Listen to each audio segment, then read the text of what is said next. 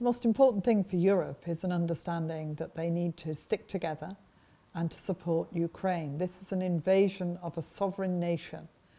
that has the right to determine for itself its own future and should be supported by countries across Europe who themselves understand, in many cases, the importance of being able to do that,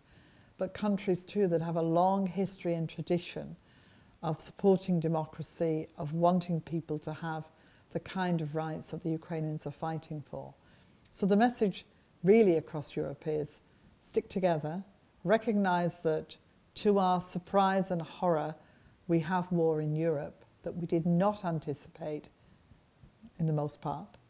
and that we have to make sure that the architecture we build for the future, the security we offer our people, is going to last, to take us to where Ukraine wants to go with this war, to see the end eventually of this war, and to be certain that Ukraine is free and able to make its own decisions in the future.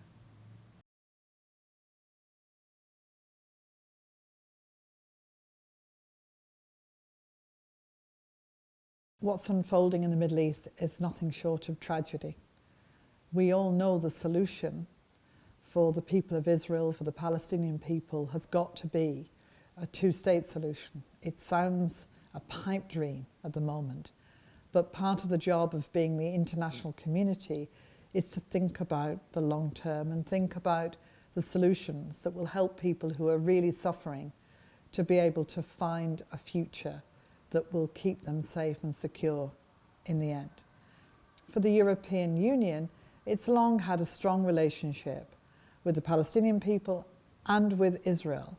and also with the countries of the region. The work that the EU has done in Lebanon, the really strong relationship it has with Jordan, the ability it's shown that it can have in talking with and getting the Iran nuclear deal with the Iranians, and being able to engage with the conflicts that have marred the region for so long. So for the EU, it's about, again, that sense of sticking together, of working through ways in which it can support economically and politically the solutions that need to come, and working also with the countries of the region where it has good relations to be able to find the answers and to put the pressure in the right way on the parties to actually try and get some negotiations to be successful.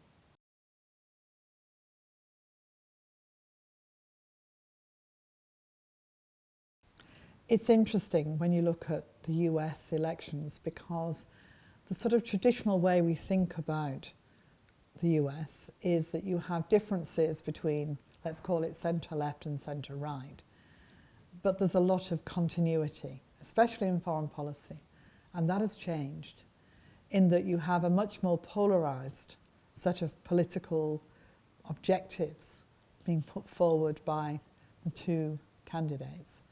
And there is a sense that, especially if we see President Trump successful for the second time, that he may take a different view in his relationship with Europe to almost every president we can think of for the last 100 years. And that should give Europe cause for thought